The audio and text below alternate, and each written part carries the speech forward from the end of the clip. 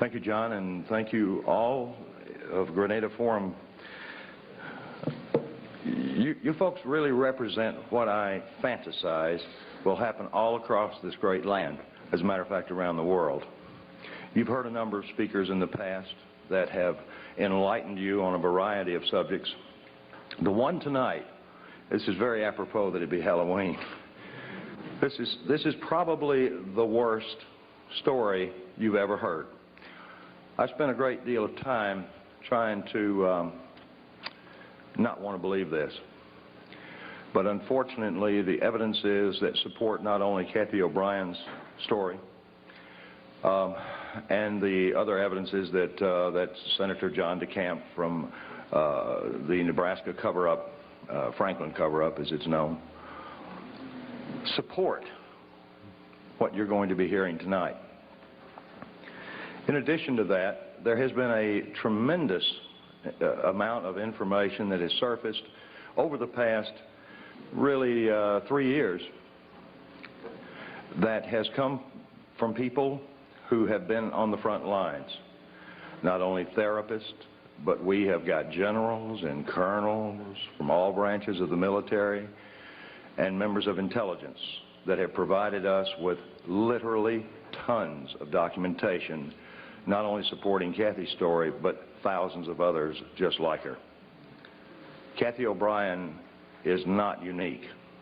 I wish she were, because if she were, I would not be in front of you right tonight, because it would mean that this problem went no further. Unfortunately, that is not the case. What has happened to Cathy O'Brien is happening all around the world, and it's happening in daycare centers, it's happening in homes, and not homes of Appalachian people who lack lack any education or any written language skills, who have been practicing incest for years.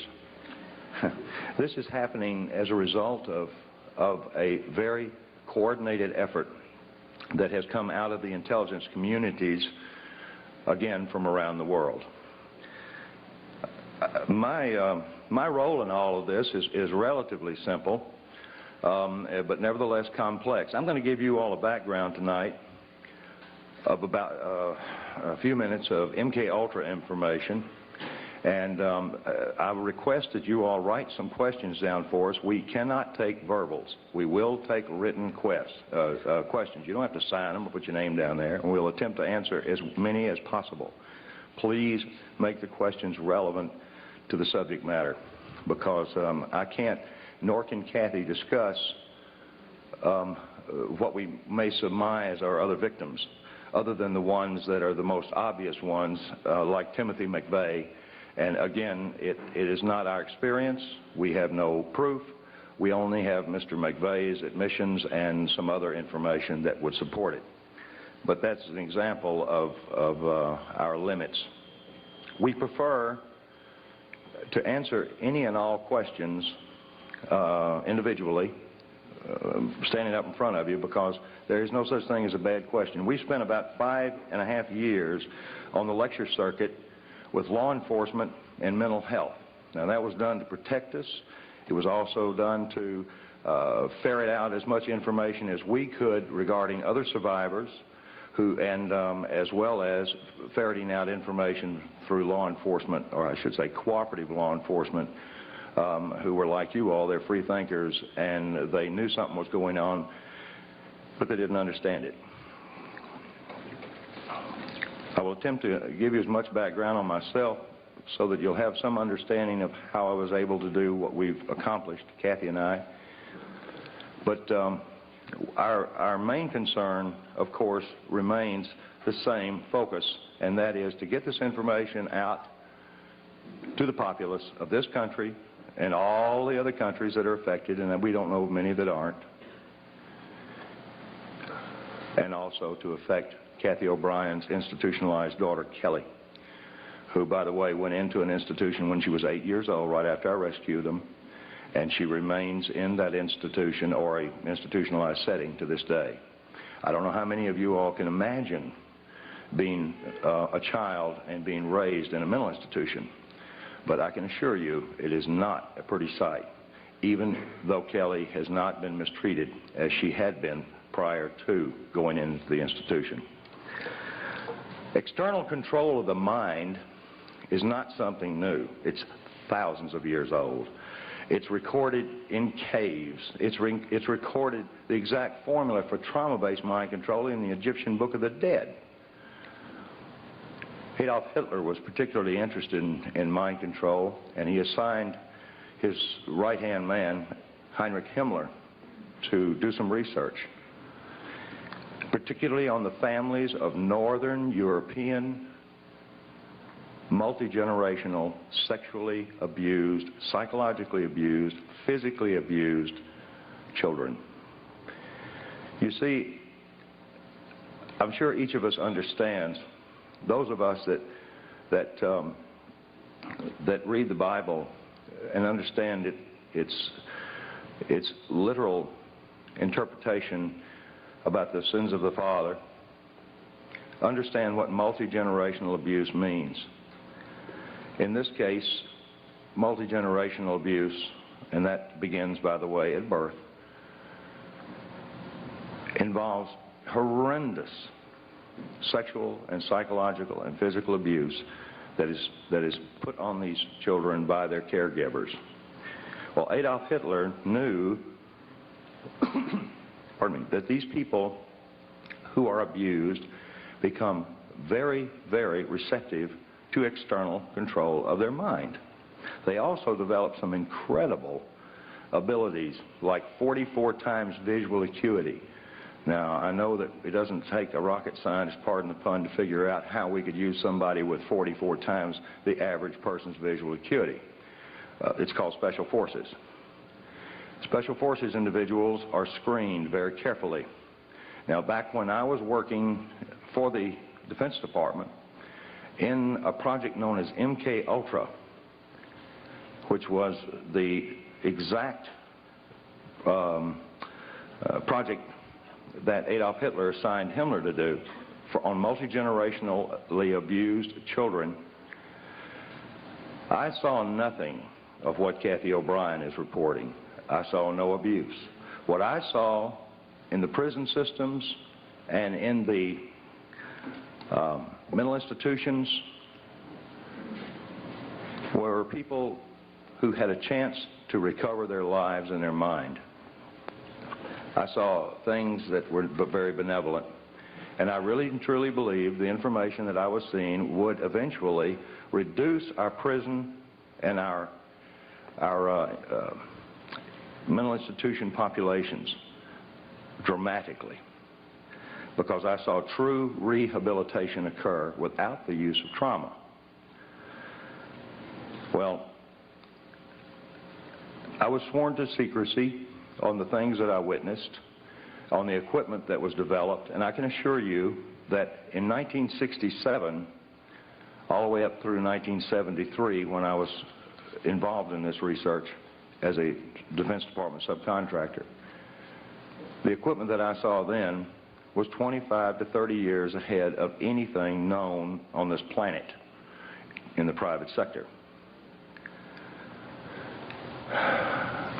I don't know if I was even seeing a portion of what was actually available. I don't know if what I was witnessing represented even a small percentage of what was actually occurring. But I was put into that job after months and months and months of psychological examinations because they knew I could keep a secret. I was given a Defense Department clearance. I knew about the Heinrich Himmler studies for Adolf Hitler, and I knew that Adolf Hitler wanted to develop some very serious people to put in places to control various regions in what he called, and George Bush called, and Nero called, the New World Order. You see, Adolf Hitler was not the first, nor was George Bush, to fantasize about this hideous idea of totalitarian government enslaving an entire globe's through mind manipulation. Now, mind manipulation comes in a lot of forms.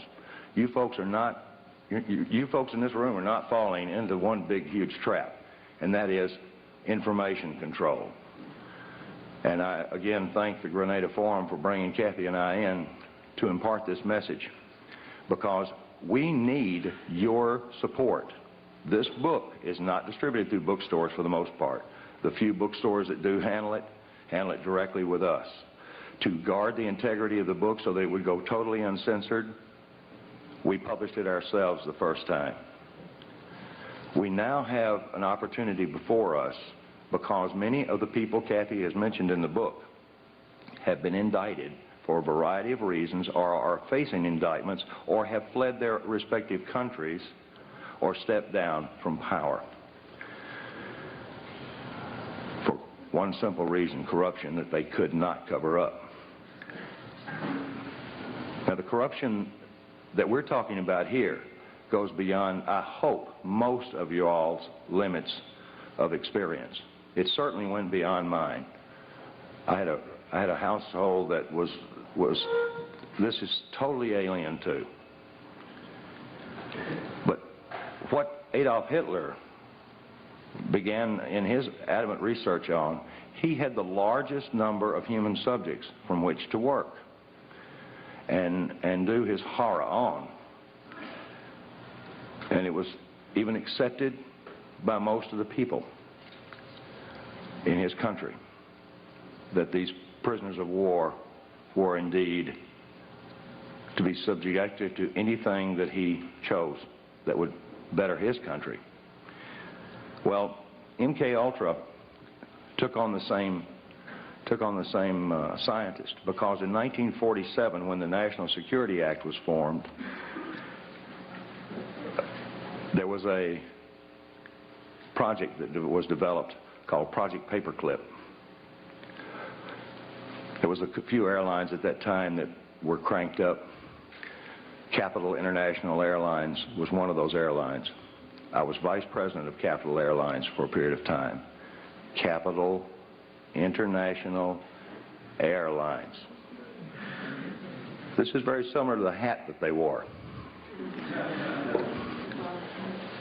By the way, you realize that if we could get these guys to all wear a hat, force them into a uniform, our problems are over.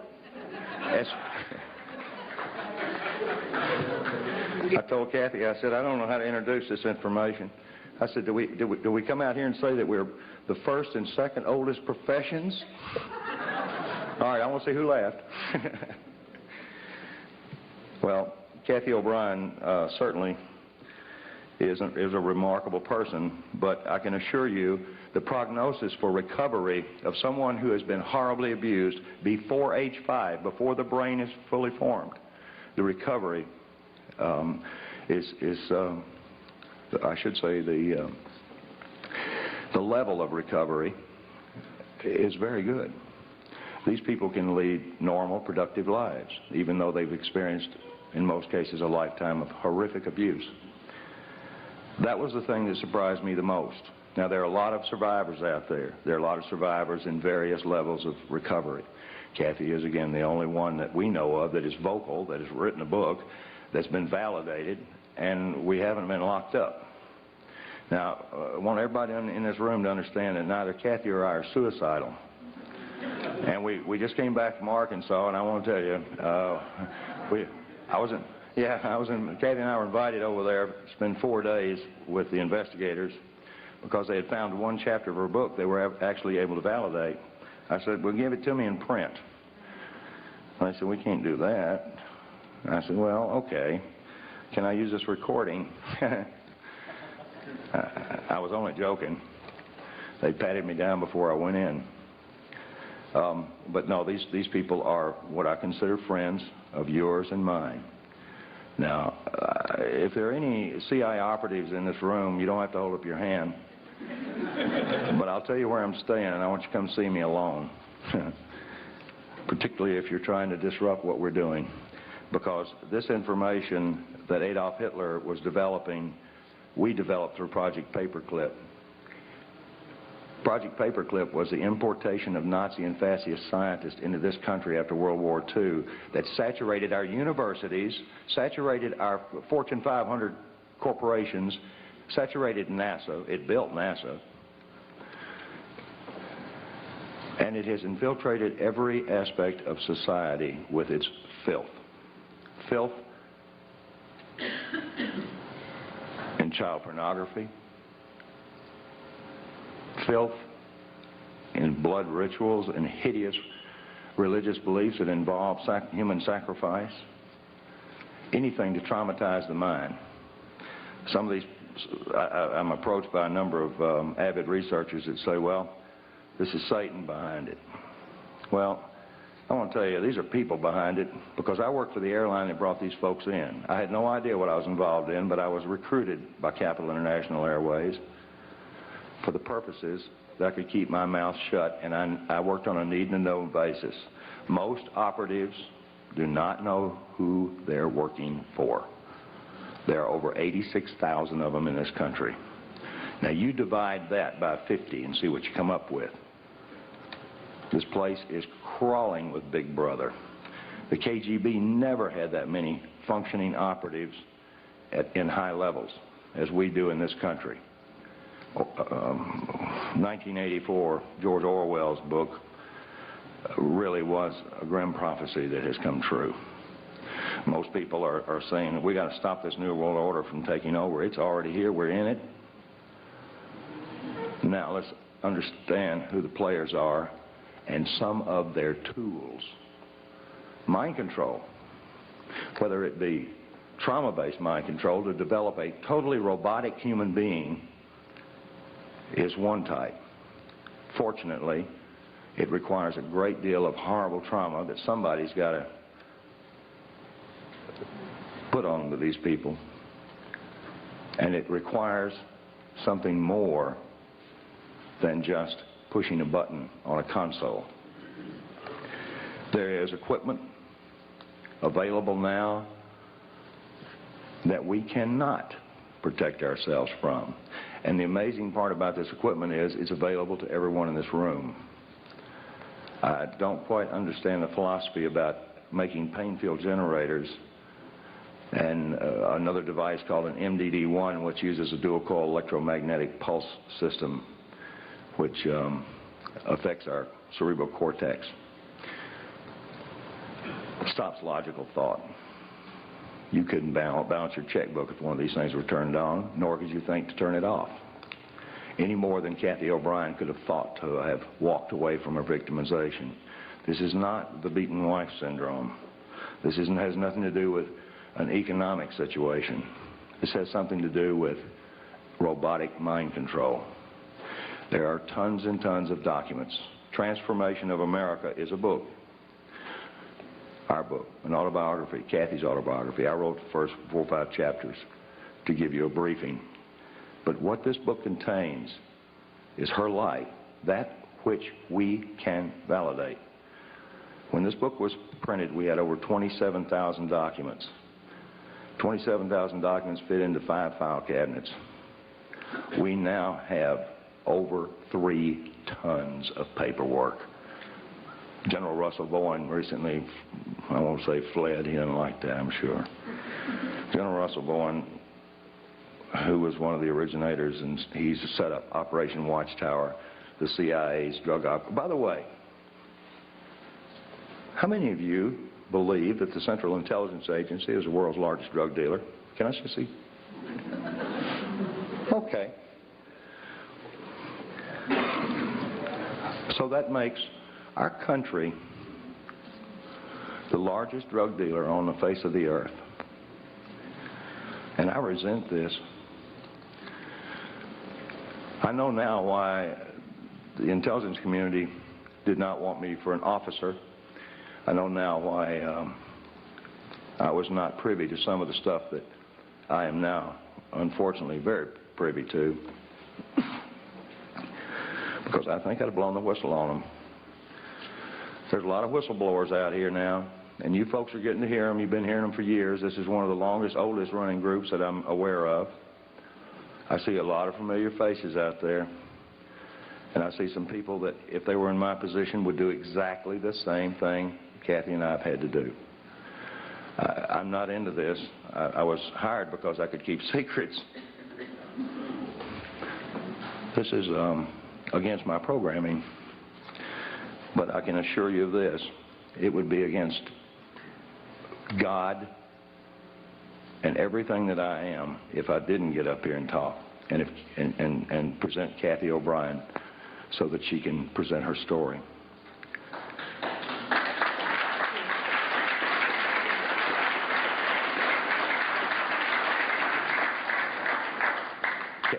Cathy and I are really humbled by the number of people that we see that would have done the same thing. And people come up and say, oh, man, we really appreciate what you're doing. I said, well, thank you. And I appreciate hearing that. I even appreciate people when they say, this is hard to believe. I'm going to look at this book and I'm going to look at these documents. I tell them, please, please, please do this. Look in the back of our book and you'll get a thumbnail sketch of some books that you can get that are written by doctors, intelligence officers, and a number of other concerned professionals who present the elements of what Cathy experienced.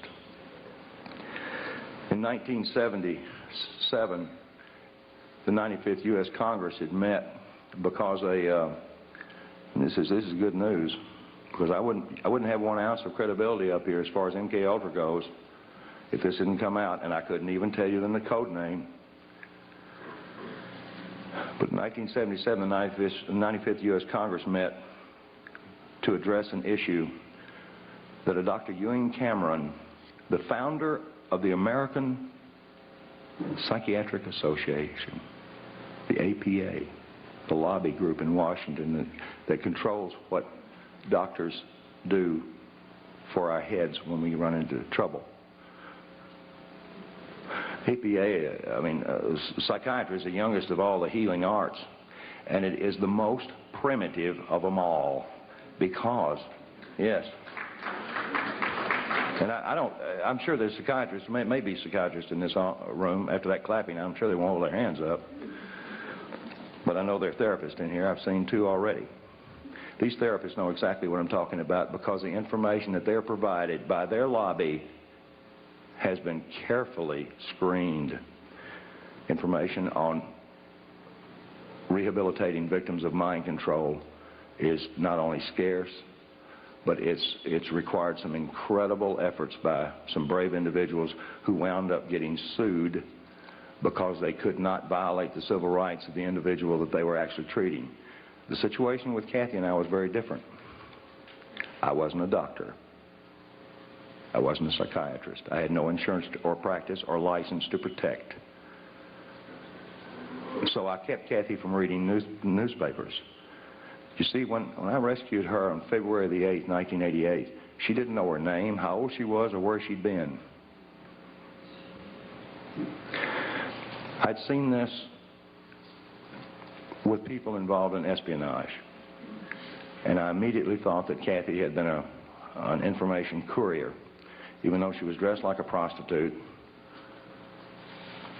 walked like a prostitute, and talked like somebody that was leading a Christian choir somewhere.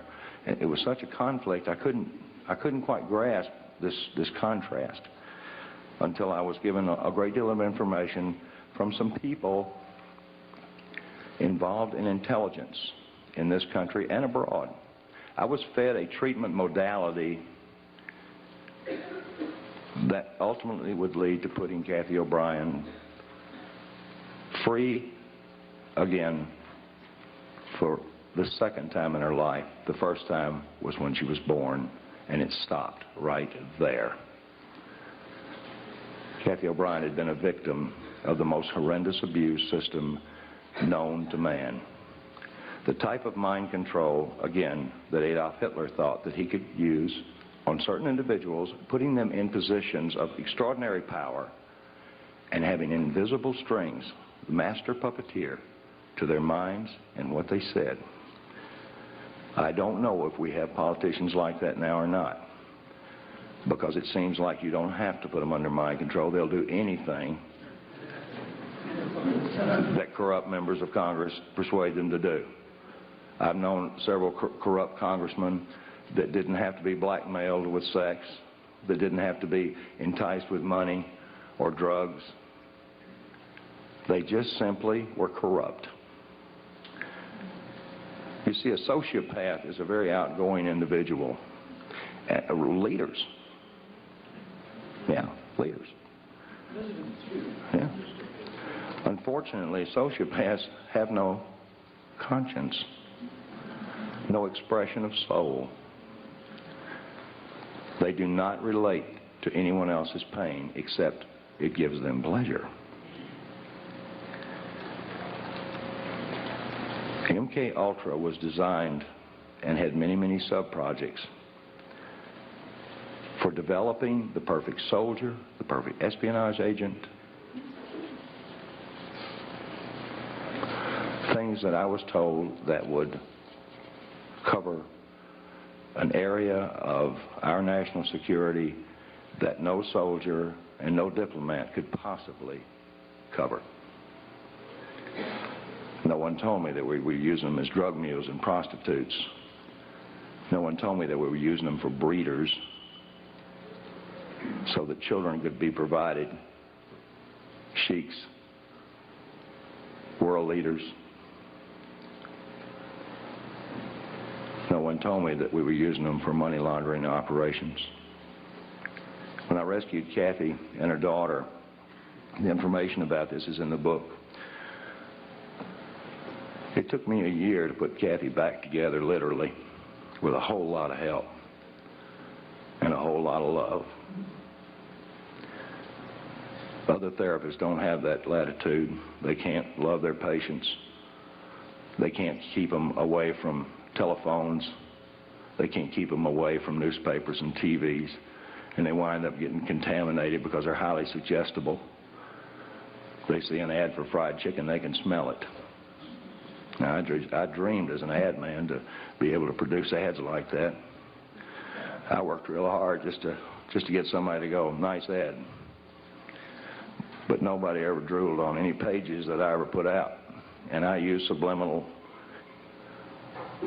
I used a form of neurolinguistics.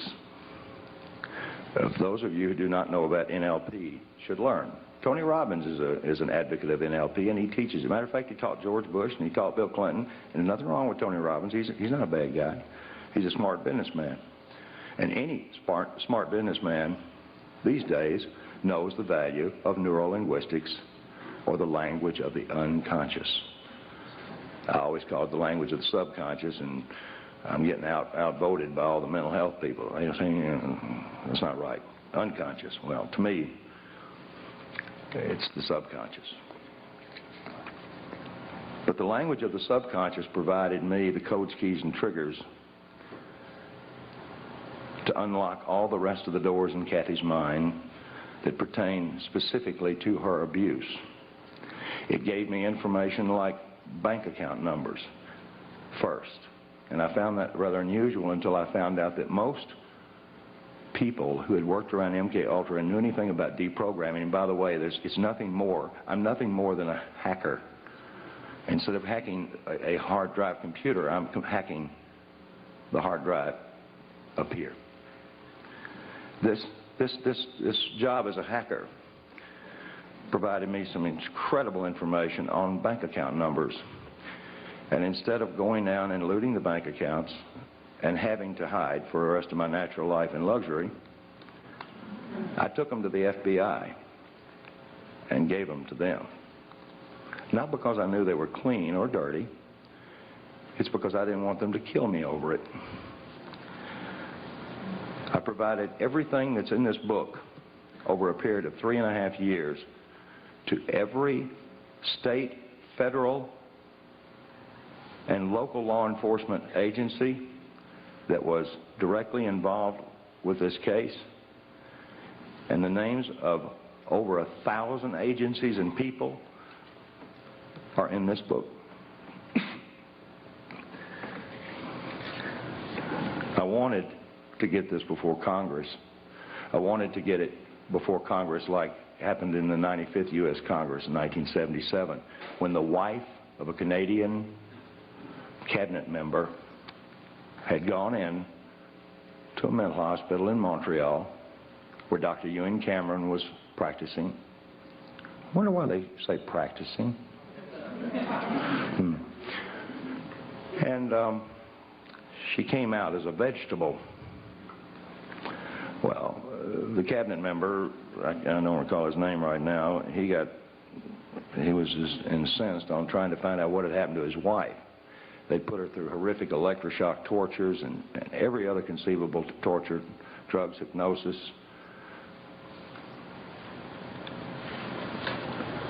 Unfortunately, many others were involved in Dr. Ewan Cameron, the founder of the APA's experiments.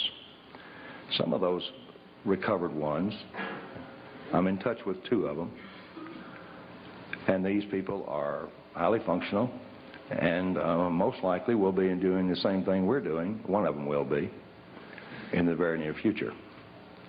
I don't know of any in this country that have recovered to the point where Cathy O'Brien has, because no doctor can dedicate 16 to 18 hours a day, day in, day out, 7 days a week, and violate every civil right that they've got and get away with it legally.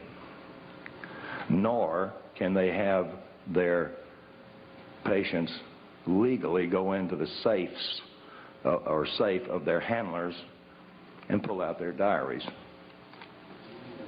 Ooh. By the way, in one of the diaries, it's got Bill Clinton's home phone number. It's got Dick Thornburg on a coke deal for $20,000. And the list goes on. This is a small group, gang. I suppose, if you consider the population of the United States, it's so fractional, these bad guys that are in control of all of us, it's so fractional that we wonder what on earth could they be doing. People wonder how does Clinton survive all of these attacks against him? How did George Bush survive the attacks against him? Well, he didn't. He went out of office, but I don't believe anything changed. I believe the guy that he had for his replacement did exactly what he wanted to do, like start out with NAFTA and GATT. We're, as David Icke so eloquently said, a one-party system. There are ways to change that, and there are a number of people that are making some very positive efforts in that direction. But that's their job. My job and Cathy's job is to stand before groups like you, very nervous, because we're not nervous that we're standing in front of you so much as we want to make sure that the information you get will excite you enough to where you'll go out and talk about it, or go out and investigate it and talk about it some more. That's all we want to do. We attempt to get our books out by the case, and they get real cheap when you buy a case of them. One box of books, 36 books, $252, if we deliver them. This book is information. It is truth, and it is truth that will set us free. I am absolutely intent on the idea that the information contained in this book will indeed reach the eyes of those who can see. And the information contained on this video that's being produced right now will reach the eyes of those that can hear and see truth, so that they will get out and begin to wonder why Sirhan had the same psychiatrist, Jolyon West, Lee Harvey Oswald, Timothy McVeigh. Now, boy, I'll tell you, this guy's real popular. He's right down here at UCLA. He was also the first person to call me on my unlisted, unpublished, fake name telephone out in the boonies outside of Anchorage, Alaska, after I rescued Cathy and her daughter. And a woman by the name of Margaret Singer, who may be a friend of one or two of y'all out there, but I don't miss a chance to bring out the fact that she was the one that sent another character in on us up there. I I wasn't connected well enough to be told not to do anything on my own. And at the time, I was absolutely out of my mind from hearing this stuff. I was suffering from what is known as post-traumatic stress disorder. I was shell-shocked after hearing what Cathy and Kelly were showing me, and then or telling me, and I was showing this information to members of the intelligence community and members of U.S. Customs and other branches of federal law enforcement who validated it for me. Thank you. I apologize to everybody that buys our book and reads it, because I tried to make my portion of it informative enough to where it wouldn't hurt you. And I told Cathy that she had to include enough detail in the book, such as the anatomical details of her alleged abusers, so that we could get them into court and make them drop their pants.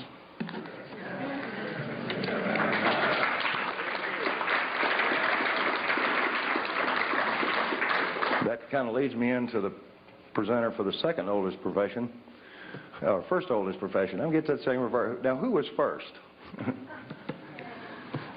Well, I don't know. It's a long debate in the intelligence community whether prostitutes or spies came first and second. I don't know. Ladies first. Okay. That's a good one. At this point, I'd like to present Cathy O'Brien, the person who rescued my spirituality. I wasn't a bad guy, but I needed that extra push, and I'm mighty proud to have been with her for over 8 years now.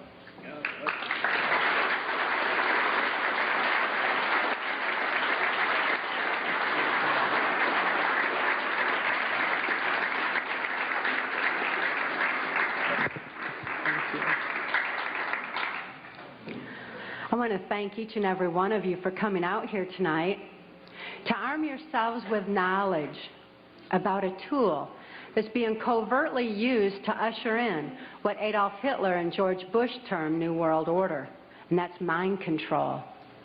I've enjoyed talking with quite a few of you earlier this evening pertaining to how mind control has affected some of you or some of your loved ones. Mind control is very prevalent in this country and around the world. These criminals that are in control of our country operate on the philosophy that secret knowledge equals power. Many government secrets and personal reputations were staked on the belief that I could not be deprogrammed to remember those things that I was supposed to forget. They were wrong. For as intelligent as these perpetrators are, they're limited in their thinking by their own immorality. They don't have wisdom. They don't think deep. And they never considered the strength of the human spirit. They never considered what would happen when a good man like Mark Phillips gained knowledge of their secrets and used them to restore a mind rather than control one. I know that I'm extremely fortunate to have survived my CIA, MK Ultra, White House, Pentagon level, trauma base, mind control victimization. Now that I'm in control of my own mind and ultimately my free will, I'm telling everything that I witnessed and saw and heard and photographically recorded behind the scenes of this New World Order effort. By telling their secrets, their power is eroding.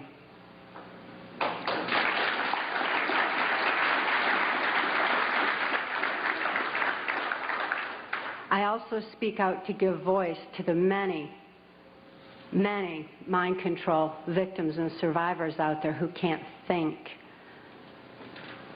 to speak out and tell what they know and what they've endured. I speak out for the sake of my daughter, Kelly, who's now 16 years old and is a political prisoner in the custody of the state of Tennessee, where she's being denied any rehabilitation due to the political affluence of her abusers. She's counting on Mark and I to get this word out on her behalf. For Kelly's sake and for your sake, Mark and I have gone to great lengths to document the facts and the truths that are listed in our book, Transformation of America. Transformation of America is self-published, uncensored, so that you can have the facts that you have a right to know and a need to know. These truths have been covered up and kept from all of us for a long time under a blanket of so-called national security. This is the same blanket of national security that has prevented us from obtaining justice despite the extensive evidences and documentation we have. We have over 27,000 documents and evidences. Government insider testimony, medical records, more than enough evidence for any legal procedure in this country, including congressional. But this blanket of national security has stopped us from obtaining justice. It's time for truth to prevail. It's time that these truths were brought to light for the sake of humanity as we know it. I'd like to begin by defining mind control by my experience. I realized that my experience was extreme, that the extensive, total robotic, absolute mind control I endured is more limited than the kind of mind control that's proliferating in society. Mind control has kind of a sliding scale where you've got the total robotic mind control on one side, and you've got mind control that's proliferating, such as in occultism in this country, or Global Education 2000, where children are losing their freedom of thought and their ability to critically analyze. There's so many different aspects of society that are affected by mind control in varying degrees. It's imperative that this information get out. And as I explained, my victimization, it certainly can be applied to all different facets of mind control and mind manipulation. And as Mark and I have heard so many, many times from people who have read the book and heard us speak out, that this is a thread that's tying things together. All of a sudden, this whole new world order is making sense. The erosion of constitutional values, the erosion of morality in this country, all of a sudden, it begins to make sense when we learn about mind control. I was born in 1957 in Muskegon, Michigan, to a multi-generational incest-based family. This means my father was sexually abused as a child, my mother was sexually abused as a child, and they were sexually abusing me. My father sexually abused me as far back as I can remember, and I've often heard him state that he began substituting his penis for my mother's nipple while I was still an infant. I tell you this so that you can understand that my sexuality was confused in infancy. It was put into an area of my brain that's much like survival, like eating and drinking would be. I tell you these facts so that you can be better armed and understand what's happening in society. And name names. Mark and I name names in our book, Transformation of America, not so that I can say, well, I was in the White House with so-and-so. I mean, I missed the whole glamour part. But this is so you know who the problem is and where these problems lie. The sexual abuse that I was enduring was so horrific that I developed dissociative identity disorder. This used to be termed multiple personality disorder, and I'm so glad they've changed it to dissociative identity disorder because it really more aptly describes the compartmentalization that occurs when a person endures trauma that is literally too horrible to comprehend. Even though I couldn't understand that what my father was doing was morally wrong, the pain and the suffocation of his abuse was so extensive that I developed dissociative identity disorder. It certainly was incomprehensible. There was no place for it in my mind to deal with such horror. Therefore, I developed a compartment in my brain, a little area behind amnesic barriers that was actually the neuron pathway shutting down in my brain in order to compartmentalize the memory of the abuse so that the rest of my mind could function normally as though nothing had happened. So if I'd see my father at the dinner table, I didn't remember sexual abuse.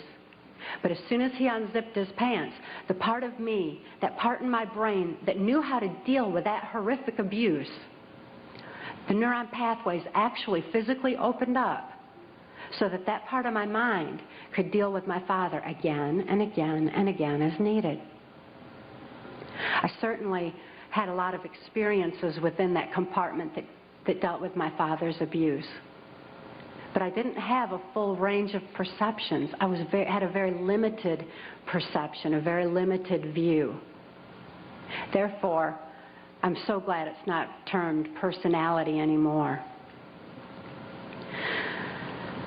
I developed another compartment in my brain to deal with my mother's abuse. Her abuse was primarily psychological. She suffered from dissociative identity disorder herself, and I don't hold her accountable for her actions the way that I do my father, who is fully aware of what he was doing. My mother, in spite of her inability to control herself, destroyed any remnants of self-esteem that I might have developed. And her abuse was so horrific that I developed another compartment in my brain just to deal with my mother. I developed another compartment to deal with the child pornography that my father was subjecting me to. He was earning his living as a worm digger on a 6th grade education and supplemented the family income with child pornography that was being distributed through the local Michigan mafia pornography ring. At that time, there's a criminal faction of our government that was interested in targeting children such as myself for mind control, because this compartmentalization of memory was something that they deemed ideal for keeping government secrets. After all, if I couldn't think to remember, how could I tell about it? Additionally, people who suffer from dissociative identity disorder develop a photographic memory behind those amnesic barriers, because the brain has a defense mechanism that when trauma occurs, it photographically records events surrounding trauma. And an example of this would be that many of you who are old enough to remember, when John F. Kennedy was assassinated, most people know exactly where they were and what they were doing, because this was an event that traumatized the nation. And this exemplifies how the mind photographically records events surrounding trauma. So behind these amnesic barriers, I had a photographic memory, which the government deemed ideal for programming. That way I could deliver messages to and from government leaders, or in my case, also drug lords, who were involved in funding the black budget and funding the New World Order controls. They're interested in programming me so that I would deliver the messages verbatim. When I delivered messages, I delivered exactly what I was told, using the voice inflections of my abusers, with no conscious comprehension of what I was even saying. It was just a tape recorder just parroting out exactly what I'd been told. Another aspect that the government was interested in is that as a dissociative identity disordered person, I had no concept of time, because I was going from compartment to compartment of my brain with no memory of what had happened before. Therefore, I had no ability to even keep track of time, and a concept of it was just absolutely impossible. And it also makes for, if I didn't know what I was doing earlier, I wouldn't know to be tired while I was overdoing something else. Therefore, a person who suffered from dissociative identity disorder had extensive physical endurance, just superhuman strength and ability to keep going and going and going and going. Dissociative identity disorder persons also develop 44 times visual acuity. Very often that's why you see them wide-eyed with the whites around their eyes, because they're actually taking in more of their surroundings than the average person. 44 times more detail than the average person sees. That certainly makes them perfect marksmen for mercenary operations or for intelligence in different areas that the government was interested in developing mind control. was a chosen one or a prime candidate for mind control because of the sexual abuse that I had endured. My sexuality had been enhanced. Therefore, I was used as a sex slave and also delivered messages to and from these government leaders. At that time, because the government, this criminal faction of our government, was so interested in dissociative identity disordered persons, they knew that any child that was subjected to child pornography had to have endured trauma so horrible that they had to be suffering from that disorder. Therefore, this criminal faction of our government sanctioned this child pornography ring so that they could identify and target children such as myself for the project. At that time, the politician, local Michigan politician, mafia politician, the politician who was protecting this Michigan mafia pornography ring was a guy named Gerald Ford. This is the same Gerald Ford that went on to become the first unelected president of the United States. Gerald Ford, I never perceived his political affluence. I only perceived him as another abuser like my father, because Gerald Ford also sexually abused me as a child and sexually abused me right on through my mind control victimization until Mark rescued my daughter Kelly and I in 1988. Gerald Ford is not a pedophile per se. He's what I refer to as trisexual. He'll try anything. Any age, anybody, anytime, anywhere, just as long as he had control. Because he had a perversion of power, in addition to his interest in mind control. Therefore, it was Gerald Ford who came out to our house and explained to my father how to raise me in the project according to government specifications. My father had been caught sending this child pornography through the U.S. mails, and therefore he was approached and told that if he sold me into that project, that he would gain immunity from prosecution. My father remains free from prosecution to date for so-called reasons of national security. My father thought it was just absolutely wonderful and immediately sold me into the project. He felt like the government condoned child abuse. So did I. I certainly felt like the government did. And my father went on to have 5 more children to raise in the project, so there were 7 of us in all. The rest are still awaiting freedom. Once my father agreed to sell me into the project, I was taken routinely to Mackinac Island, Michigan, which is a political retreat where the Michigan governor's mansion is located. It was a bohemian grove of sorts where politicians met and discussed New World Order controls, where they discussed mind control of the masses, mind control in the school systems, how to use occultism as a trauma base. One of my sexual abusers at that time was the Prime Minister of Canada, Pierre Trudeau. Pierre Trudeau is a professed Jesuit.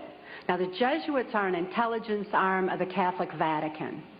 There's a criminal faction within these Jesuits. I'm certainly not saying all Catholics are bad, nor am I saying all CIA is bad or all politicians. There's good and bad in everything. But nevertheless, Pierre Trudeau represented this criminal faction of the Catholic Church, of the Jesuits, who believed in mind control of the masses because they wanted to be the one world church in the New World Order. The money that was being brought in through the church was funding New World Order controls. And he firmly believed in mind control. Another sexual abuser of mine was then Michigan Senator and later U.S. Congressman Guy Vanderjagt.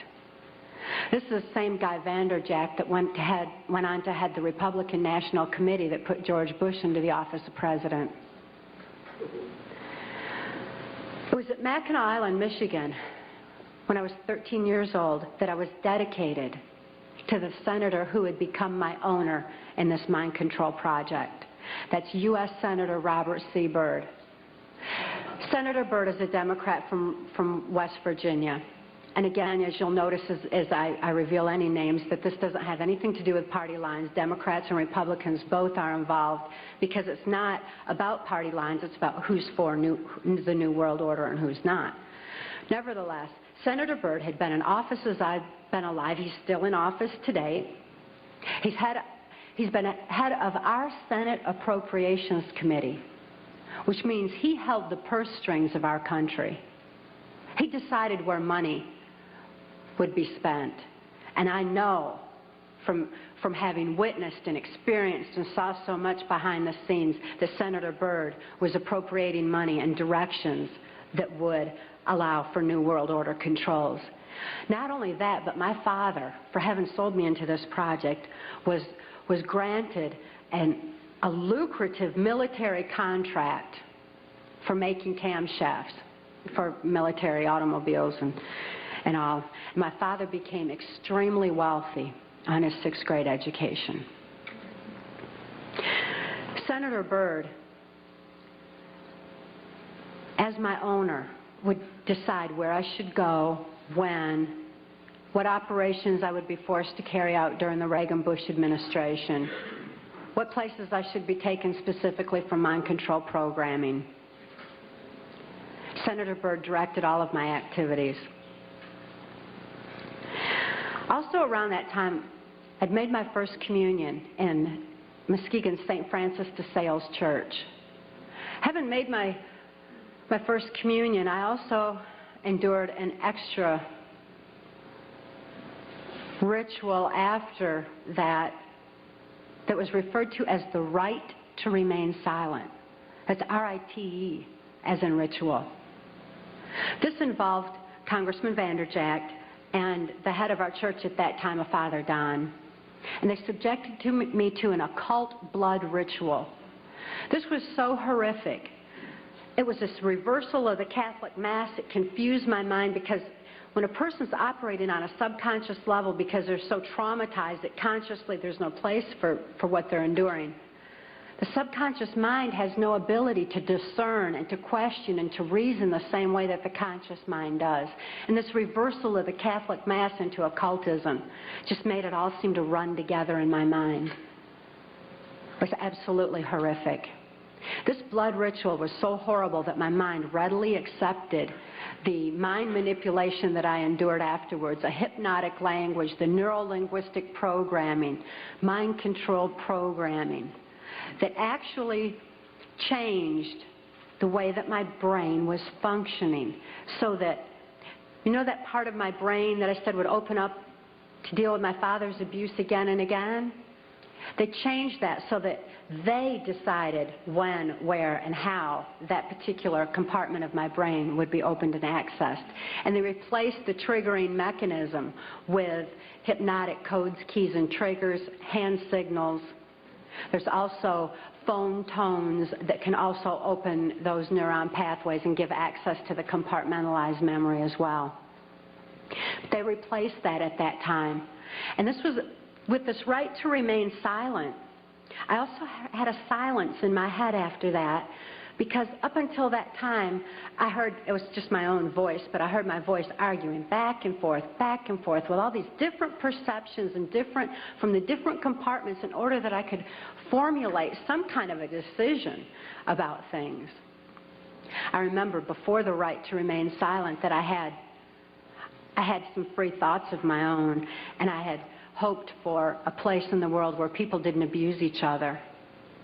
I'd hoped to have 10 children that I knew would be at least 10 children in this world that weren't abused. I'd hoped for those things, but with the right to remain silent, I lost my capacity, my ability for free will thinking. I lost my ability to even hope anymore. I lost all free will entirely. This right to remain silent silenced this argument that always went on in my head, and instead, all I ever heard from that point on was the voices of my abusers directing me, telling me exactly what it was I was supposed to do.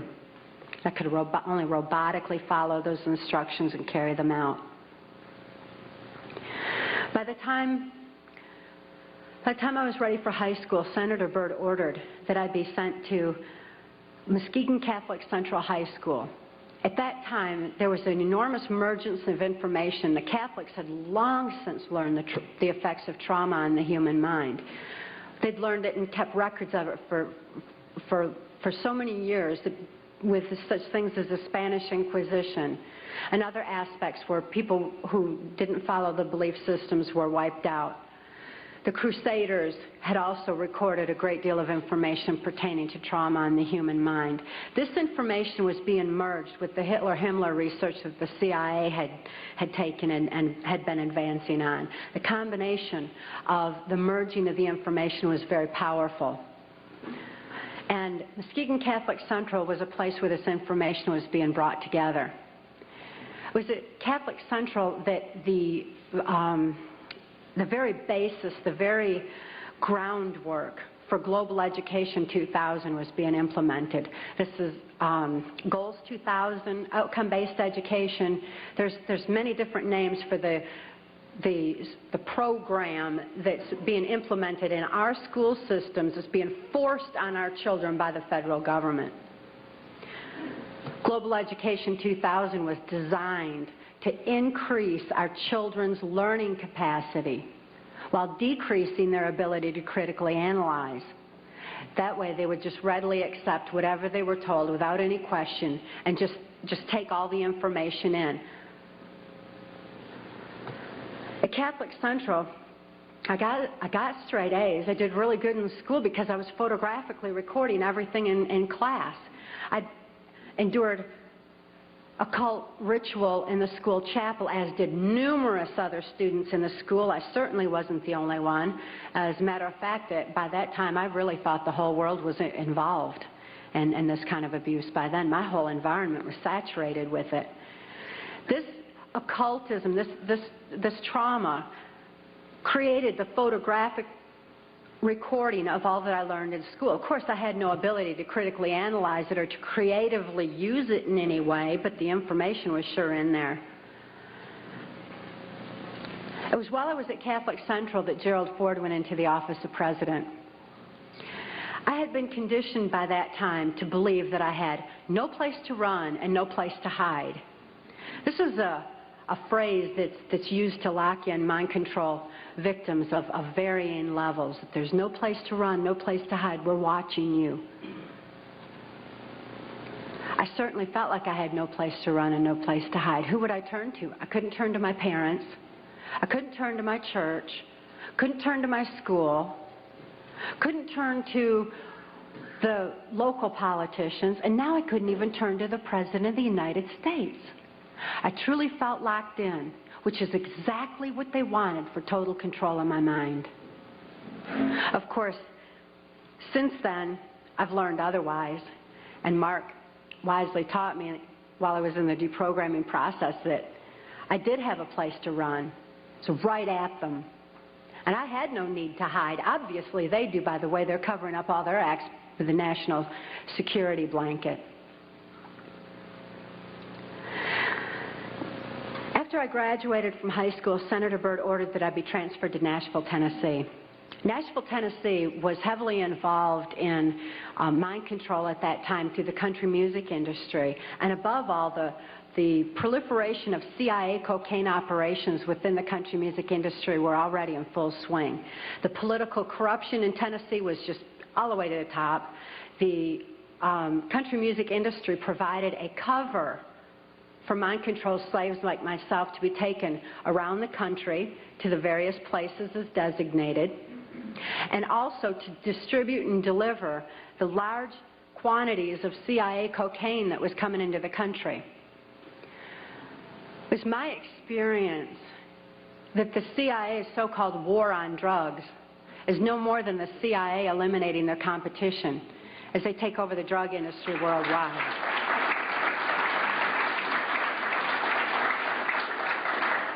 They took their war on drugs to our street corners and turned our streets into a bloodbath. The country music industry provided the cover for distributing the cocaine, so Senator Byrd wanted me to be within the country music industry. Besides that, he fancied himself an entertainer of sorts, and he fiddled on the Grand Ole Opry from time to time. When I was first sent to Nashville, he was playing on the Opry that night, and he had a musician behind him, a guy named Wayne Cox. Wayne Cox later told me that playing music behind Senator Byrd wasn't the only way that he backed him, but that he backed him politically as well. After the Opry that night, I endured an occult ritual again. Occultism is oftentimes used as a trauma base for mind control. Who can comprehend that kind of a trauma? A blood ritual is absolutely horrible, and it's a perfect trauma base for mind control, for the compartmentalization of memory. I witnessed Wayne Cox murder a railroad bum down at Nashville's Union Station. It was abandoned at that time, and there were bums around, and he shot him right between the eyes and cut off both of his hands, which was Cox's MO for murder. After this blood ritual, this horrible trauma, I was programmed that Wayne Cox would be my first handler in MK Ultra Mind Control. As my handler, Wayne Cox would follow Senator Byrd's directions and instructions, and above all, he would be subjecting me to more trauma sufficient to satisfy the numerous compartments Senator Byrd wanted developed in my brain for mind control programming so that I could carry out various operations during the Reagan-Bush administration. I endured numerous occult rituals after that. Wayne Cox at that time was working directly under the direction of Louisiana Senator J. Bennett Johnston, and he took me to his hometown in Chatham, Louisiana. J. Bennett Johnston at that time was heavily involved in mind control operations because he was running a band of mercenaries out of Louisiana. At that time, this band of mercenaries were going in and out of South America. There was a lot of arms deals going on. There was, and most importantly, when the airplanes would fly these guys down to South America, they would come back full of cocaine, which was being distributed on our streets. Wayne Cox was triggering these mercenaries into operation by showing them a severed hand from another one of his victims, which re-traumatized them into the occult ritual that they had already endured and accessed a specific compartment of their brain.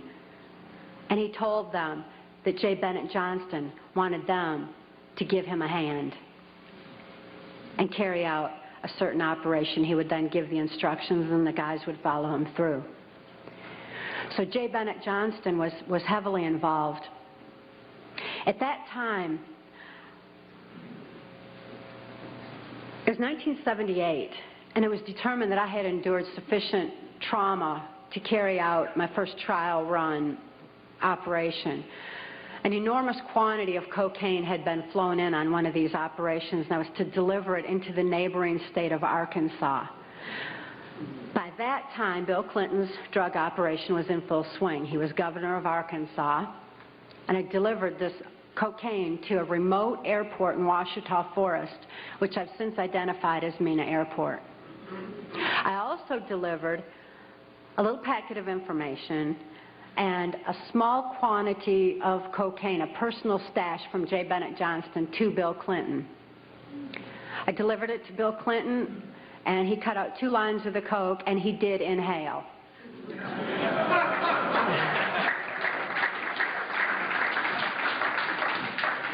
That certainly wasn't the only time I saw Bill Clinton using cocaine.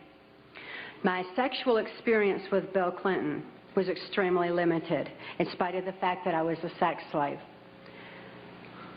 It was my experience that Bill Clinton is bisexual, leaning far more towards a homosexual end. All I've ever seen him involved in was the homosexual activity, with very limited experience with him myself. Whereas my experience was much more prevalent with Hillary Clinton, because Hillary is also bisexual, leaning more towards a homosexual end, and it was she who accessed my sex programming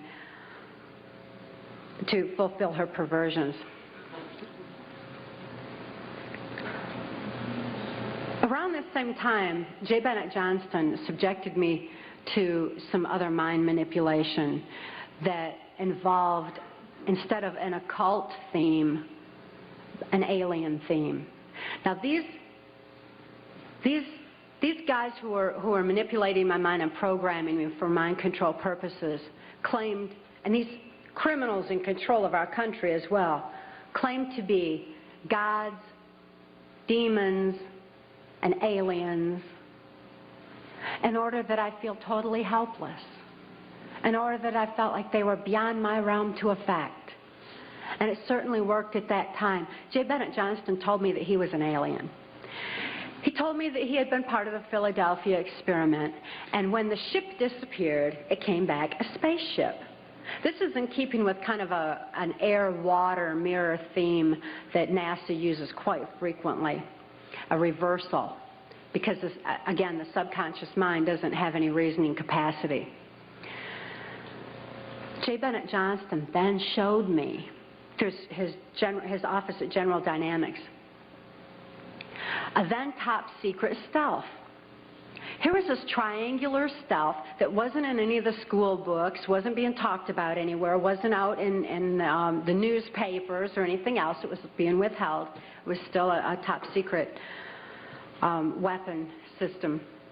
But I saw this triangular stealth. It looked like a spaceship to me. I'd never seen anything like that. And everything that J. Bennett Johnston was doing and he was involved in certainly was alien to me. So it was easy for me to accept the idea that what was happening was in fact being perpetrated by aliens. I'm not saying that there's no such thing as aliens. That would be foolish for me to even say anything like that at all. But what I am saying is that it was my experience that these were people claiming to be aliens.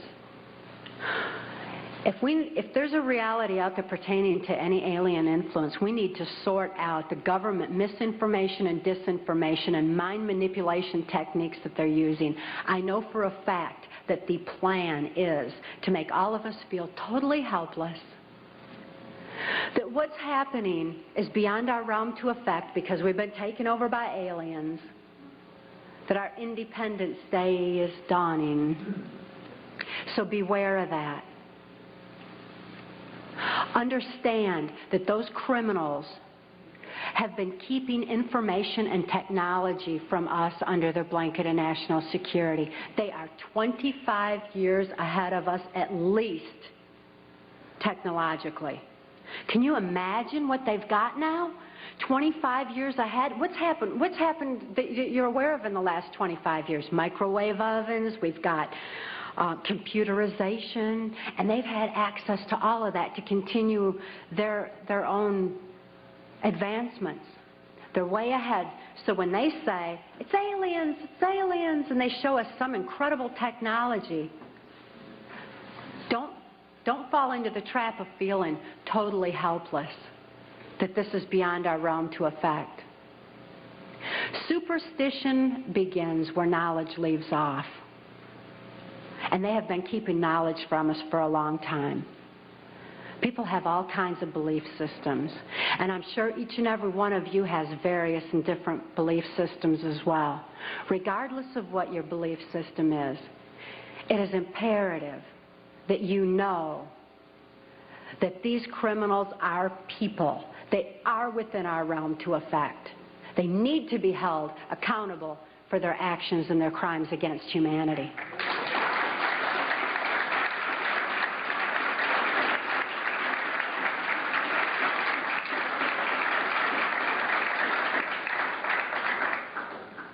It was 1980 and my daughter Kelly was born. She was born directly into the MK Ultra Mind Control Project on a much higher level, a more sophisticated technological level than I was subjected to. In addition to trauma, she was subjected to harmonic mind control programming on NASA installations literally since birth, before her brain even had a chance to form. As soon as Kelly was born, Senator Byrd figured I'd been traumatized enough by that time and ordered that we be transferred back to Nashville, Tennessee to carry out operations during the Reagan administration. By being within the country music industry, we had a second handler. His name was Alex Houston. Alex Houston is a ventriloquist, stage hypnotist in the country music industry. Above all, he carries out criminal covert CIA operations that fund the black budget, and this certainly included bringing in large quantities of cocaine and distributing them through the United States, Canada. He was working at that time and provided a cover for me to be taken throughout the United States, Canada, Mexico, and the Caribbean for these criminal covert operations. As my handler, he took me to various military and NASA installations for mind control programming for specific operations that I was forced to participate in. These operations that I won't have time to get into tonight are detailed in our book, Transformation of America. And they involve such leaders as the President of Mexico at that time, De La Madrid, and Vice President Salinas. It was my experience that in 1984, there's a CIA trauma base, near-death trauma center that's located in Lampe, Missouri. It's called the Swiss Villa Amphitheater. And they'd bring certain involved country music acts in to bring large quantities of cocaine or bring the cocaine out for distribution, because Lampe, Missouri is just across the Arkansas line and is very much a part of Bill Clinton's cocaine operation. And it was in full swing at that time. It's also interesting to note that this Lampe, Missouri operation is where the country music industry was more conveniently relocated, you know, right there in Branson, so that it would be closer to Clinton's cocaine operations. Lampe, Missouri was a place where I heard George Bush and Bill Clinton talking. Where, from the point of view I had, they certainly were friends, and they didn't recognize any party lines between them. That's something for the, you know, a smoke and mirrors illusion for the public. It's not something they adhere to, because they had exactly the same agenda, and that was for bringing in this New World Order. I heard George Bush talking at that time. He was talking to Bill Clinton, and I've since photographically recorded it and wrote it verbatim in our book, that when the American people became disillusioned with Republicans leading them into the New World Order, that Bill Clinton, as a Democrat, was going to be put into the office of president. This was decided in 1984. Actually, I'd heard about it even prior to that, but that, as of 1984, they were already discussing it as an absolute fact. It was also discussed in the groundwork for NAFTA that by the time George Bush went into the office of president, that Salinas was going to become president of Mexico, and they together would be bringing in the NAFTA, which was the beginning of New World Order controls. I was forced to participate in the criminal groundwork for NAFTA, the opening of the Juarez-Mexican border to the free trade of drugs, free trade of our nation's children. It's absolutely appalling, the criminal roots of NAFTA. Again, this is detailed in the book. But it's interesting to note that these political moves had already been decided way back when. And as I deprogrammed, and as I was, it was really something to me to find out people didn't know about this stuff. I mean, it was so obvious to me. I didn't realize that people were unaware and had bought into some kind of smoke and mirrors illusions of what was going on, and never thought to look behind the scenes to what was really going on. But I understand good people don't think that way. They don't have criminal minds. They don't think to look for that kind of criminal activity. Just like these guys are limited in their thinking by immorality, good people are kind of blinded from that kind of criminal activity until their eyes are open to truth.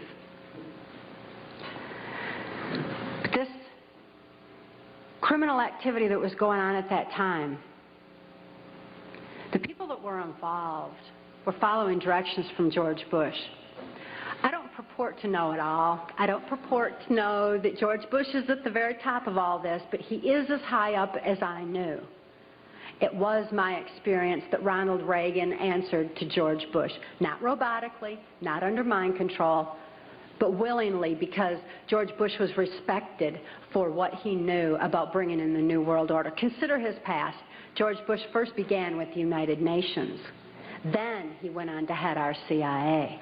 Then he ran our country through 3 administrations that I'm aware of, the Reagan administration, his administration, and the Clinton administration, because Reagan and Clinton both answered to him. Mexican President de la Madrid answered to him and knew that Salinas was to be coming into power, and Salinas had more influence in Mexico at that time than de la Madrid, that, as far as my experience was concerned. Also, Saudi Arabian King Fahd followed orders from George Bush, as did the Prime Minister of Canada, Brian Mulroney. In 1983, I heard Ronald Reagan and Brian Mulroney discussing the New World Order. Senator Byrd had acted in the capacity of a pimp and prostituted me to Reagan, and I was present at this White House cocktail party. Now, Ronald Reagan certainly provided a wonderful smoke and mirrors illusion for all of us. For those of you who don't want to believe that he's involved in this, he told you he's an actor. And he did a real good job of it for a long time. That was his role. That's what he was supposed to do.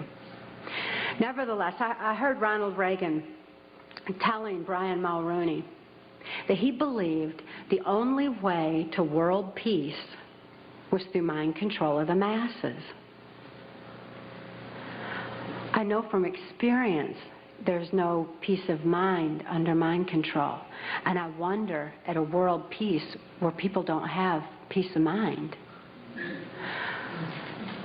Mind control, the ramifications of mind control are far-reaching, because I also know that under mind control there's no free thought. Without free thought, there's no free will. Without God-given free will, there's no soul expression. What kind of a world peace can we have without any free will or any soul expression, without any spirituality? Mind control needs to be exposed in order that people maintain their freedom of thought, in order that people maintain their free will and have that spiritual expression, because of spirituality, when people have soul and spirituality, they're going to be acting in a capacity of love anyway. That is where world peace is, not in mind control.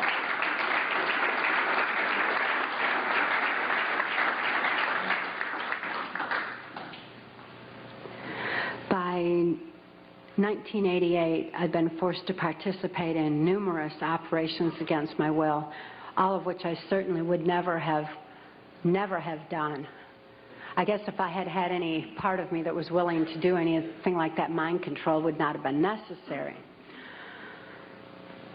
I'm appalled at what I was forced to participate in, but I am relieved that this information is getting out, that people are passing the book Transformation of America hand in hand, hand to hand, so that hand in hand we can take back our country.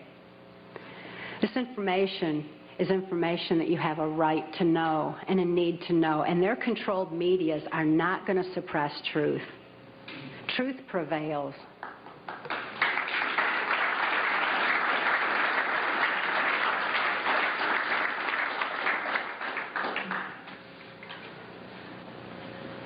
In 1988, Mark rescued my daughter Kelly and I. We couldn't think to escape. I couldn't think to save my daughter any more than I could think to save myself. And all those childhood hopes and dreams were certainly hadn't come to fruition. When Mark rescued Kelly and I, we didn't have any ability to even hope for good people. We didn't know they even existed. We didn't have a capacity to trust anyone. It wasn't within our realm of experience. I couldn't think to reason that Mark was a good guy. But I'd seen him with his animals. And even though I didn't have any ability to consciously reason, and Kelly didn't have any ability to consciously reason things out or to think things out, we had this extra sense developed. We sensed things very strongly. After all, when you consider that we use, 10% of our brain, we'd been like blasted into other parts of our brain, and these parts of our brain were real perceptive on what's considered, I suppose, psychic levels by some definition. When we had a sense for things, kind of like the animals did. And we noticed that the animals loved Mark. He had these raccoons that he'd rescued. He had 3 raccoons, and they all loved him, and they hugged him, and they wrapped their arms around his neck, and they patted on his face and kissed him. And, you know, that was really a neat thing for us to see, because we had only seen our animals abused. We lived on a farm. We had lived on a farm, and we had dogs and cats and horses and cows and guineas and chickens and all kinds of animals, all of which Alex Houston tortured or killed to keep us in line to, you know, if we didn't do this, this would happen to our pet. And we loved our animals. Please bear this in mind, that people who abuse children oftentimes abuse animals. If you see someone abusing an animal, keep your eyes open, look further, make sure those kids are safe. I've never seen an exception to this rule. Not that there's not one out there somewhere, but I've never seen an exception to it. So it was very telling to us that these animals loved Mark. Additionally, when he came in and rescued us, I mean, here we were under the gun of the CIA. Everything was very precarious, to say the least. I was 30 years old. I was supposed to be killed, as most mind-controlled slaves are at the age of 30. Besides, I was considered too old for sex by that time, so I was supposed to be wiped out. But Mark came in and rescued me from certain death and rescued my daughter from a fate much worse than death, and took the time to rescue our animals. He packed up all those cows and horses and guineas and chickens and loaded them up on these different trailers and everything and brought them to safety as well. This had a profound impact on Kelly and I. We certainly developed an ability to trust right there and then. Mark took us to the safety and serenity of Alaska. Since we were safe for the first time in our lives, experiencing love for the first time in our lives, memories of our past began flashing on our mind's screen. As these memories flashed, and I started to remember what had happened to me and to my daughter, particularly during the Reagan-Bush administration, I became enraged. I was enraged at what my daughter had been through, the tortures I'd endured, and what the plan was for humanity as a whole. I'd have been blinded by that rage, immobilized by that rage, if it weren't for Mark's wisdom in telling me that the best revenge is total recovery. Because through total recovery, by photographically recording all those events, I could expose these people for exactly what they are, for what their plans are, for what I witnessed behind the New World Order. Be able to get help for my daughter, who was in desperate need of help at that particular time.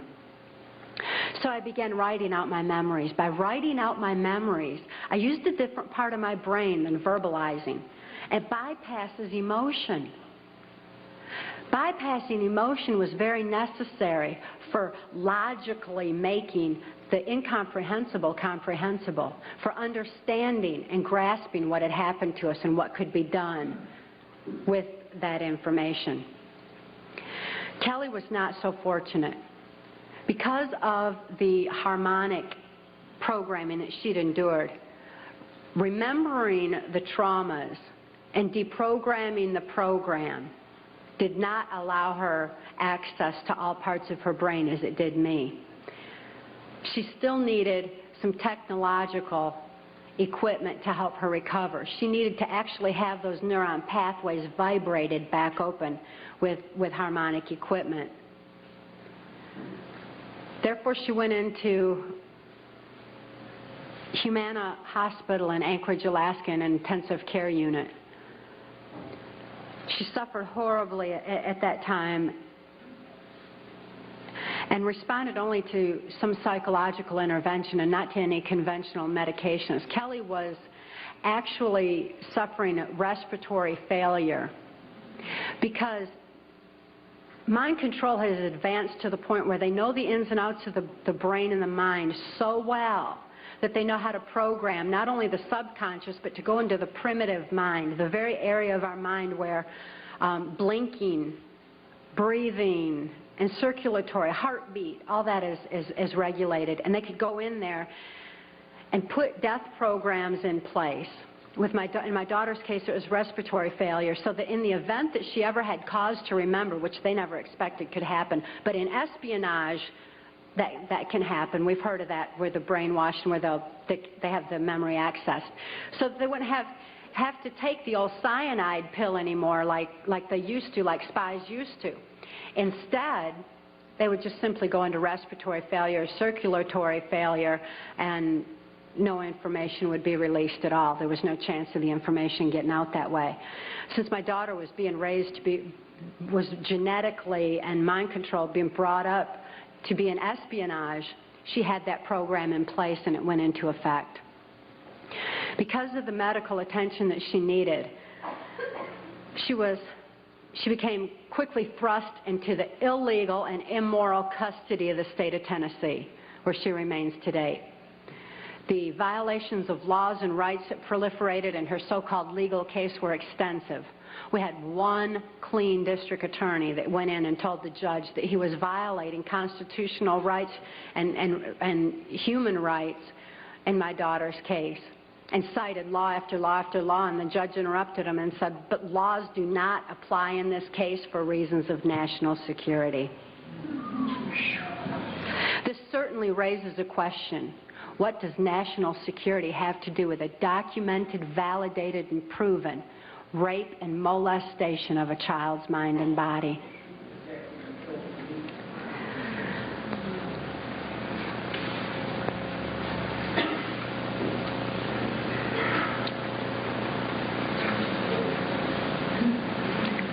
For Kelly's sake, and the sake of so many other mind control survivors out there, we need to lift this veil of national security. We need to repeal the 1947 National Security Act.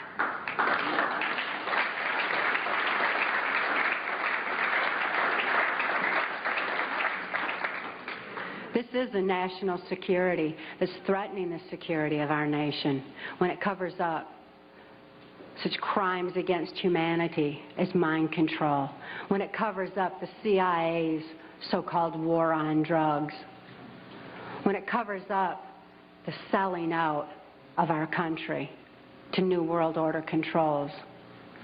That's a national security that has nothing to do with the security of our nation. This national security has kept information pertaining to mind control for all of you for far too long. We've got to get this information out. We've got to arm others with knowledge on mind control, because knowledge is our only defense against mind control.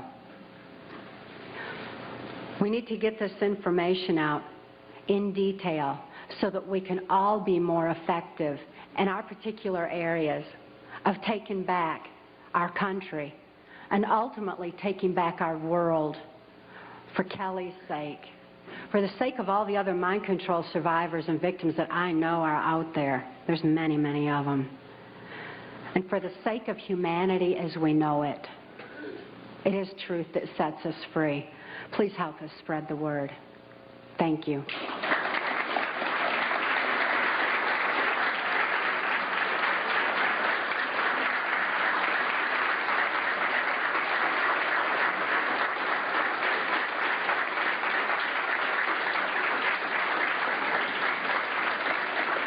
Thank you all.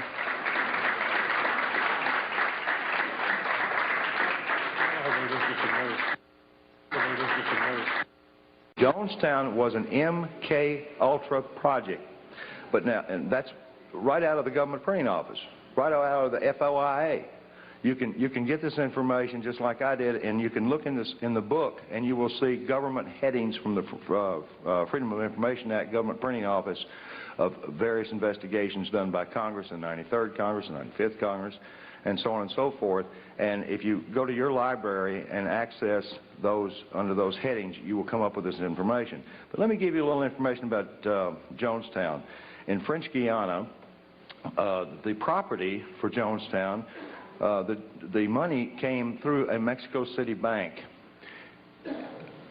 and it was traced directly to the Central Intelligence Agency. Jonestown was not a mind control project. Mind control had long since been perfected. Jonestown was a biological weapons project. And the worst part about this whole thing is there's two other projects twice the size that have been going on, that were going on in 1977, and they're still going on today.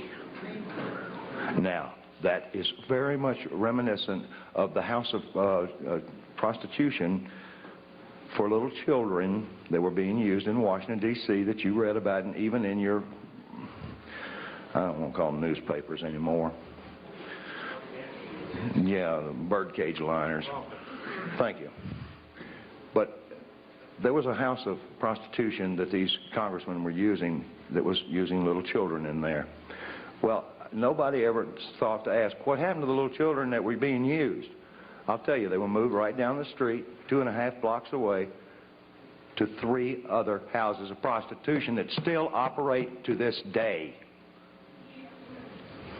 It's interesting to note that Wayne Cox idolized Jim Jones. He also idolized Charles Manson. This is the same Wayne Cox that's down there in Chatham, Louisiana, an occult serial killer who is immune from prosecution right now. He's free for reasons of national security. What is the name of the Jesuit order you spoke about? I mentioned in the book that they referred to themselves, not only the Jesuits, but all of them at the top of this New World Order pyramid, as the Order of the Rose. Please discuss the connection between the New World Order and the dominant network media, for example, ABC, NBC, CBS, CNN, et cetera, et cetera, et cetera. Information control, folks, is mind control. Need I say more? What you hear and what you see is all you have to base your decisions upon. We're being brainwashed. Monarch and MK Ultra program started in 1953. Do you see? I don't know that. I didn't know that Monarch project started in 53. I'd be very interested in knowing how whoever wrote me this note knows that, if you want to speak to me later. Do you see any connections between government and Satanists? No, I see a direct correlation between satanic activity as well as blood traumas and other horrific types of abuse that is used as a part of their religious belief. But I don't downplay the subject of Satanism. It's just that when you say aliens did it, demons did it, I can't do anything about a demon. I can't do anything about an alien. I can do something about a human being that says they're a demon and says they're an alien. And you all can affect those kind of folks too. But I don't know of any way to go after a demon. And I don't know any way to go after an alien. And I'm not saying there's not aliens, and I'm not saying there's not demons. But I want to tell you all something. Every single patient up until about 1982 that was presented with dissociative identity disorder, or back in those days MPD, or multiple personality disorder, was diagnosed with demons, and they went right off the edge. And if that didn't get them, the how does that make you feel got them, or your session is up got them, when they were right in the middle of an abreaction. That's re-experiencing the trauma. So the poor patient was either going to be subjected to a exorcism by a religious, a good intention, in most cases, religious person, or an exorcism of sorts from their therapist. because they didn't have any other information. They didn't know what they were looking at. They didn't realize the brainstem was scarred, very much like they have multiple sclerosis, and that you can get people to retrain the brain right through the auditory, but you can't say, let me get that demon out, or, oh, gee, I hope the alien doesn't come get you tonight, because you're reinforcing program. So no, I'm not downplaying Satanism. I'm not downplaying any sort of religious belief. What I am downplaying is a belief that it's something other than human beings. Take one. How much mind control is in the mass media? For example, last year there's no such thing as black helicopters. As of last month, everybody knows the military has black helicopters. Mind manipulation in the media is extensive, and they're controlling us by controlling our information. The same way that they're controlling children through the information that they're being fed in the school system. To answer another question, yes, it is in our school systems now. And the computers have actually been changed where the history has been altered, and people like Thomas Jefferson even left out of history in order that our children be brought up with socialistic values. So just as our children are being manipulated in the school system, all of us are being manipulated through the medias. We need to be especially careful that when trauma occurs in this country, that we're not losing any more of our freedoms, that our freedoms aren't eroding further, because they know that the traumatic effects on your mind are making you more susceptible and more suggestible and receptive to whatever controls they want to implement. So we need to be very alert to this and very aware of it. Here's a good question. Are many FBI and CIA personnel under mind control? I've heard they are. These are incredibly good questions, y'all. And I'm going to answer this question the best way I know how. I don't personally know anybody under mind control working for the CIA or the FBI. I know a lot of them that are under information control. I do know this, that the CIA and the FBI recruits Mormons with favoritism who have just come off of their mission. Thank you. Now, these gentlemen are very receptive to taking orders. They are highly suggestible, and they are ones who I know are being manipulated. There is a disproportionate number of Mormons in both the FBI and the CIA. I do not find that to be an indictment of the Mormons. Matter of fact, we'll be in Salt Lake City speaking on the 13th of November, addressing a number of concerned Mormons because of this very subject. Staying in the religious aspect here, what do you think of Linda Blood's book, The New Satanist? Could you talk about Michael Aquino and his M.O.? Yes, absolutely. Michael Aquino is a primary mind control programmer of mine. Linda Blood is... By the way, he's a litigant, too. He sues everybody that ever talks about him. Including Linda Blood. Including Linda Blood, except us. Now, he got on national television and said, yeah, I know that, Mark Phillips. He is going to be the destruction of all organized religion in this country. Well, now there's an indictment. Michael Aquino is the founder of the occult temple of Set that's proliferating on our military bases. He is with the Psychological Warfare Division. Was with the Psychological Warfare Division. Some of his power is eroding thanks to the exposure that he's getting through people like Linda Blood. And it was my experience with Michael Aquino that he does not believe in the power of Satan. He does not believe in spirituality at all. That's not a part of what he does. What he does believe in is the power of trauma on the human mind and the compartmentalization of memory through high-voltage stun guns. How does mind control work? Whoever asked me that question, I hope they bought a book. Why aren't people able to see beyond mind control once they're controlled? Then it wouldn't be mind control.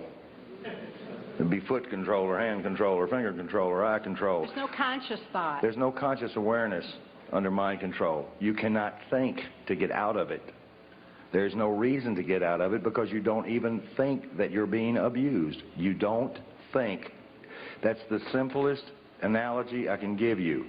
You are a reactionary robot. How do you get deprogrammed? with love, Well, a lot of patience. the modality for doing that is in our book. It's a 15-step one, and no therapist can legally do it. I can, and I'm not doing it anymore. How come the powers that be haven't killed either of you? Two reasons. How many people in here believe in God? All right. Those that have your hand up know half of the reason. The other reason is we followed a very careful path to the proverbial barn. We did not make some of the mistakes that some of our predecessors have, for instance, in the Enslaw case and others. It's not that I'm any smarter. It's just that I listen well, and I know how to trust. Therefore, I know who to trust, even those that I have not seen. Another reason, too, would be they've got so many fires to stomp out now, and people bringing truth out that, you know, we're just one of many. And besides, you know, stopping us is not going to suppress the truth. Were you ever at the Bohemian Club in Northern California? Yes. There's a chapter in the book pertaining to Bohemian Grove and some of the meetings that went on there between the politicians and world leaders that were involved. That's a place that needs to be exposed for exactly what it is. Okay. When I run into the same things over and over again, I'm not going to re-answer them. These are excellent questions. They're all excellent. Thank you. Someone asked, considering the things you've seen, the places you've been, why are you still alive today? I can tell you from personal experience, even though I can't tell you all the places I've been, I wonder how I'm still alive today. But it remains a total mystery to me, and it always will. Now, her body bears the scars. She has some of the things that they can't take away, they can't deny. Like Mr. Byrd, if he were undressed before Congress and the nation, there are things he can't deny, and Mr. Cheney as well. But there are undeniable scars that this lady carries that are not on her mind. They're on her brainstem, all over her body, thousands of stun gun scars, and a vaginal mutilation that defies the worst horror story you can imagine. Now, those are things that people don't do to themselves. Now, I had a CIA boy who was pawning himself off as an enforcement officer with DEA, who was on assignment to U.S. Customs in Florida. That should have been a tip-off. He said, you know, FBI believes she had that done to herself. I said, of course she did, with a pocket knife, moron. I said, how in the world would anybody even find anybody evil enough to do something like that? And I tracked it down. It's an ancient Egyptian practice taught to Michael Aquino. And I understand from her that he is alleged to be the one that told her handler, Alex Houston, how to use carving knives to do it. He bragged that he was a carver. He carved people. Could you please elaborate on Ronald Reagan's involvement? Oh, yes, I could for a long time. I wish we had more time. Details are in the book. I need to bring up Ronald Reagan's situation. A number of us, you know, I've got my wall in my office covered in invitations from Ronald Reagan, from George Bush, and some other presidents. One I don't even want to mention, that I was invited to dinners and inaugurations and all sorts of things through my relationships with people in the community and in the State Department. When I heard this information, I wasn't shocked about Ronald Reagan, because when I was with Ampex Corporation in the early 70s, Ronald Reagan was governor of California, and he was in big trouble because he had encouraged a MK Ultra mind control experiment to be instituted in the Vacaville prison here in California. And it made the congressional record. And Ronald Reagan is the governor that was the only governor of any state in the United States that got caught instituting trauma-based, chemical-based frontal lobotomy and so on and so on and so on and so on mind control in our prison systems. And now it is rampant. As a matter of fact, this is the one subject you can get more information out of Congress on than any of the rest of them. Is there any link between the homosexual prostitution ring found operating out of Barney Frank's a few years ago and your topic tonight?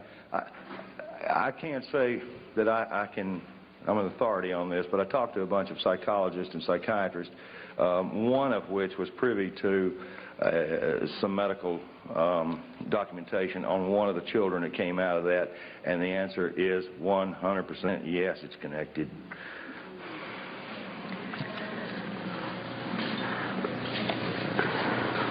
Where'd that go?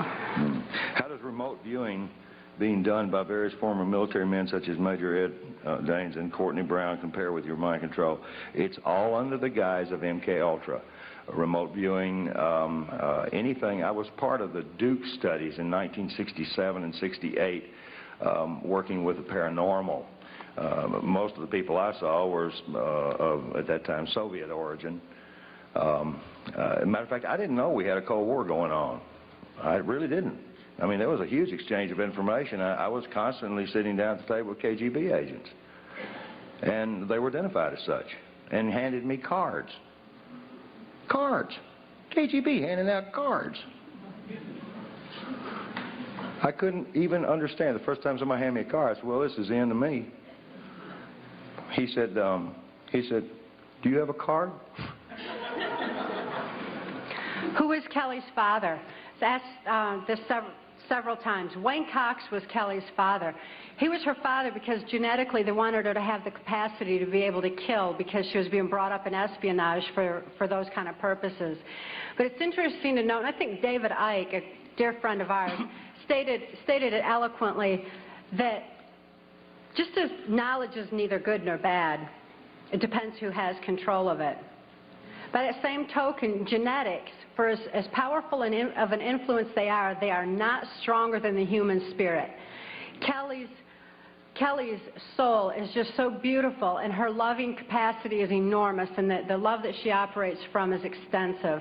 And she wants this information out for humanity's sake. So in spite of the genetics of who Kelly's father is, she's absolutely a beautiful, beautiful child. How did you get the number of operatives in this country? I don't know. Who asked me that question? Who did it?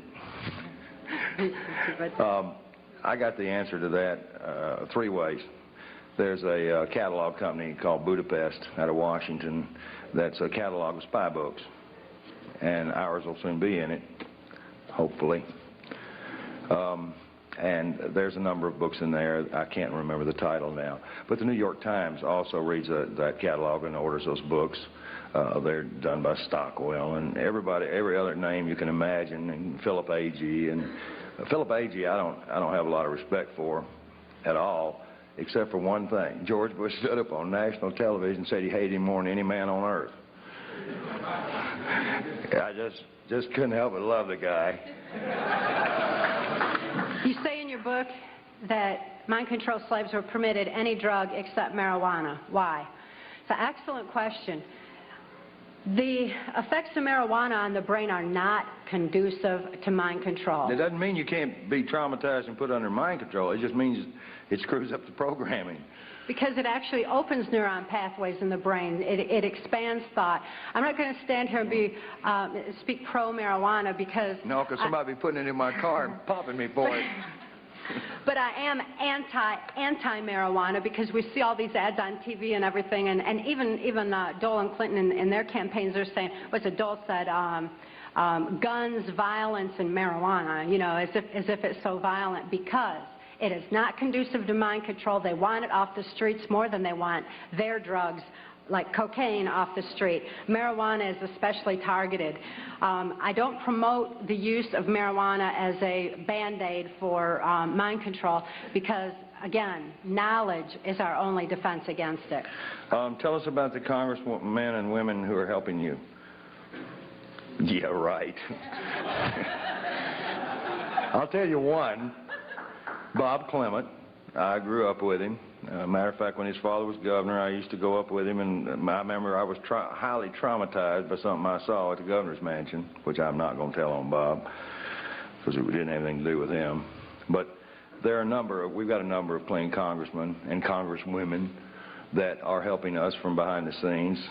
That's part of that 50% equation that we're still here. The information that we released to every member in Congress at the same time, and I had 4 congressmen, one in particular, hand-carrying every one of these packets to the respective congresswoman or congressman. That took a lot of effort on their behalf and a lot of nerve, since at that time I did not have all that information validated, but they had received information from members of the Justice Department and from U.S. Customs that Cathy O'Brien was a valid case, and that they were able to validate more than half of what was in that packet. George Bush was handed a packet, and George Bush, he's nasty with me. He said I threatened his life, which is farther saying the truth, because the congressman that delivered it happened to have been a lawyer, as most of them are, unfortunately. And he had read the stuff, and they were trying every way on earth to indict me for everything you can imagine. But the bottom line was, this particular congressman said that he'd wear a sandwich sign before the news media if that was going to be the case. So the FBI and the Justice Department just humiliated me, made me come in and get my fingerprints. I said, you guys got my fingerprints more times than a criminal. I said, I work for the community. I work for the Defense Department. I said, well, I don't get it. You just need a fresh picture? Why don't you see my mother? Pay special attention to those members of Congress who believe that you have a right to information. There's an ongoing effort right now to repeal the 1947 National Security Act because they know that you need this information.